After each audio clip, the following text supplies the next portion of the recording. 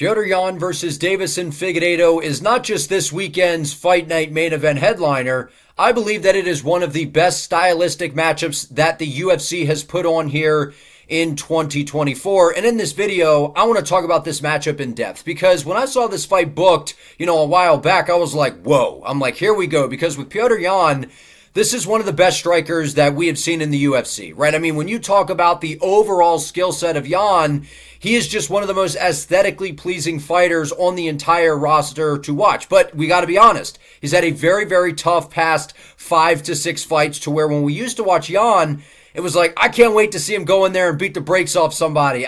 There's no nerves, man. I just can't wait to watch this guy fight. And now we've kind of been trained to come into these Yan fight weeks and be quite a bit nervous, as I am heading into this one, and we'll discuss all that in this video. But then on the other side, you have Deiveson Figueiredo, who is a guy that at flyweight is not only one of the greatest flyweights of all time, but since he's moved up to bantamweight, has really proved a lot of people wrong, right? One of my questions with Figgy coming up to 35 was, how's the power going to be? Because we already know when you come up from the lighter weight class up a weight class, you're probably going to be faster. You're going to be maybe a little bit more skilled. You're going to be maybe a little bit quicker. And that's what we've seen from Figgy. But on top of that, we've seen a dude that his power has absolutely translated into me. He might even look more powerful at bantamweight since he's not draining himself as much. But what I want to do is just talk about what's at stake here in this matchup first. Because when you talk about, Petr Yan, we mentioned everyone's going to talk about the controversial fights, right? He goes out there against Aljamain Sterling. He's dominating the fight, goes in there, throws the illegal knee, loses the title.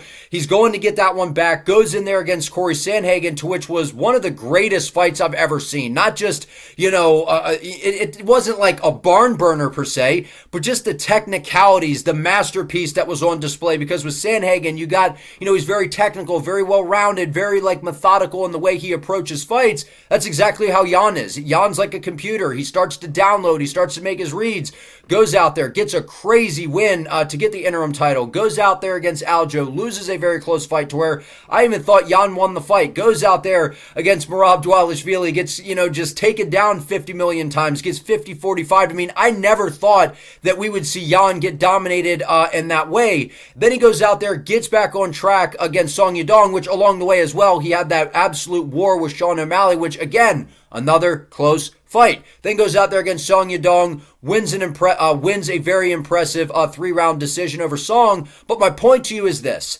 Whenever we talk about Yan Fight Week, it used to be like, man, I can't wait to watch this guy fight. And now we're on the edge of our seat because I feel like a lot of us, if you're a fight fan, you're probably a fan of Petr Yan, right? He's almost, people say Justin Gaethje is your favorite fighter's favorite fighter. I feel like everyone low-key has a soft spot for Petr Yan. And in this fight, I'm going to be on the edge of my seat because when Yan fights, I'm just what can go wrong seems to go wrong for Petr Yan, other than his most recent bout against Song Yadong. So what's at stake here?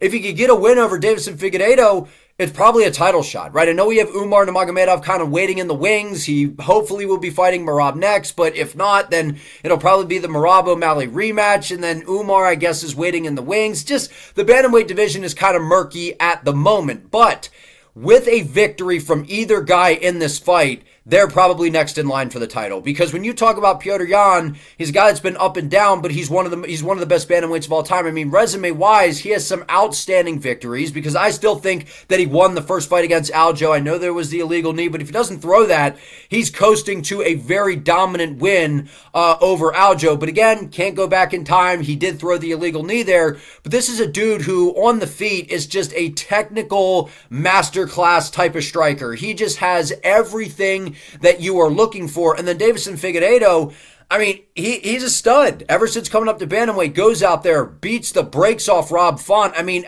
the way he was rocking Rob, just that was really what kind of drew me in to Deiveson Figueiredo. I was like, okay, he's going to be legit in this division because I know Rob Font isn't a world beater, but he's got a good jab. He's got solid boxing. And you saw what he was able to do to Adrian Yanez, who people are like, oh, he's one of the best boxers in the UFC. Got destroyed by Rob Font. Rob Font went out there, made him look silly. And then Deiveson goes out there and does that. Goes out there at UFC 300 against Cody Garbrandt. No one dominates Cody Garbrandt in the grappling. I know Cody Garbrandt's kind of taken some heat from some of the losses, and because he kind of throws the fight IQ out the window and just stands in there in the phone booth and slugs it out. When Cody's not doing that, He is one of the, I mean, he's been an absolute, like, he's been a great fighter at bantamweight. Like, remember when he fought Dominic Cruz? Like, that was one of the greatest title fight performances of all time. Like, people joking, they're like, Cody was in his prime for one fight. But seriously, like, Cody Garbrandt, he's got power in his hands, he's got good speed, and no one takes him down and holds him down. And you saw Deiveson Figueiredo have some decent moments on the feet, but Cody ultimately was looking good. Deiveson level change, took him down. No one controls Cody like that. And not only did Figgy control him, he subbed him. So if you would have told me that Figgy was going to sub Cody Garbrandt, I would have been like, you're crazy. So he goes in there and does that. Then he goes out there in his most recent outing against Marlon Vera. That was a very impressive performance by Figgy, because Marlon Vera, people kind of make fun of him. They say he's slow and all these different things.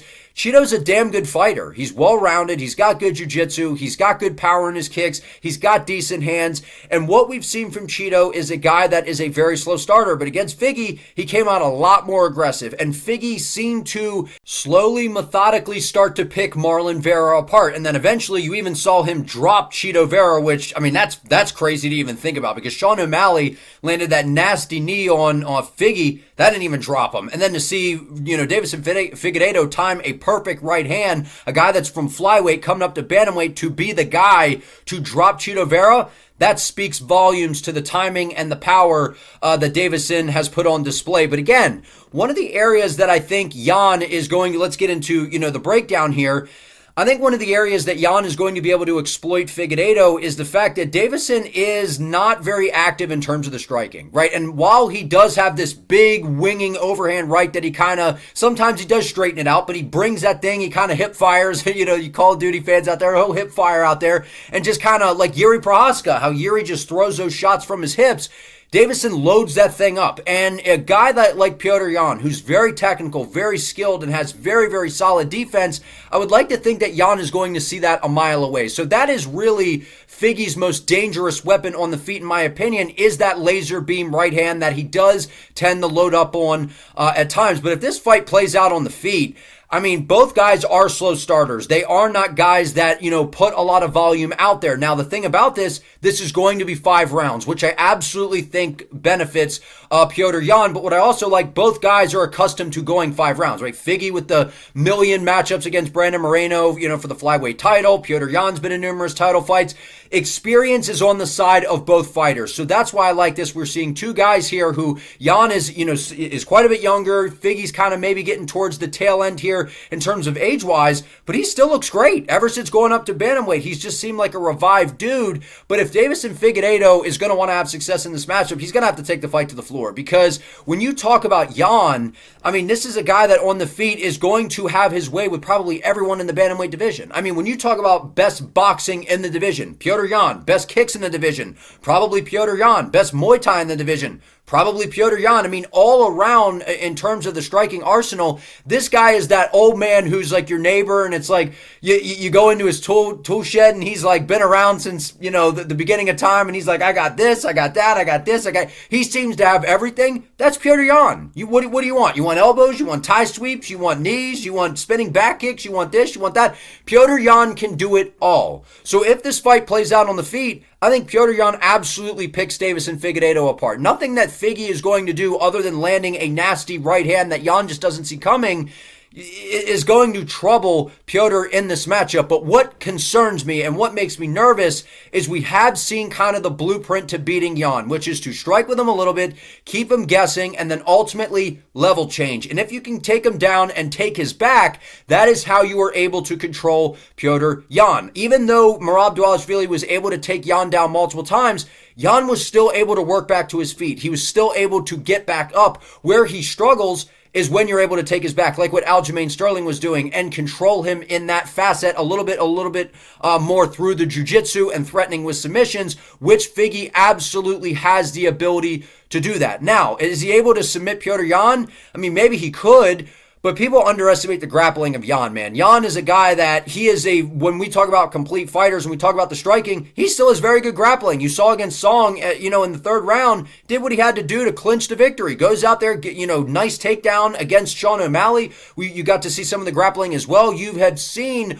what Yan can do in terms of the grappling. So just to say that Figgy's going to go out there, he's going to level change, take him down, and that's all she wrote, I don't see that happening. Could it? I mean, it's a fight. Anything could happen. But I think if Figgy's going to win this fight, he's going to have to resort to the grappling because on the feet, he's going to be behind. He's going to be behind. And the thing that benefits Yan in this fight as well, and even for Figgy as well, both guys are very, very slow when it comes to opening up. Deiveson kind of sits in that long karate stance like Henry Cejudo. You know, they train together and they kind of sit there and they kind of measure the range, but they don't put out a lot of volume, and it takes them a while to start opening up. Yan is the same way, and if you're not going to give Yan a ton to look at, well, then he's also going to kind of be a little hesitant and a little bit reserved. So I think we see a very, very slow start here once the fight kicks off. But once Yan starts to make his reads, once Figgy starts to kind of show his hand of what he's going to try to do, you're going to see Petr Yan start to open up. And one of the things that we saw against Song that I think is very encouraging is we saw a very active lead hand from Petr Yan, because a guy that